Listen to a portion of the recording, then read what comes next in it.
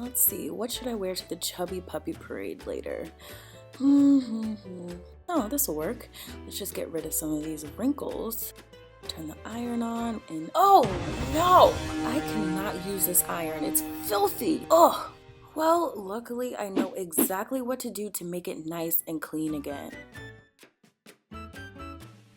All I need is baking soda, vinegar, warm water, a cotton swab, a toothbrush, a large clean towel, and a clean cloth. First, I'm mixing 1 tablespoon of baking soda into 2 tablespoons of warm water to create a paste. Then I'm using the cotton swab to work the paste into the iron surface and vents, and then wiping away any residue. Next, I'm dipping my toothbrush into the vinegar and using it to gently scrub the iron.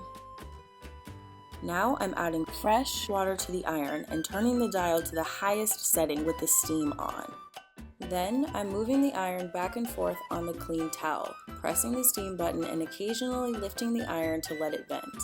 And finally, I'm letting the iron cool down and wiping it with a damp cloth.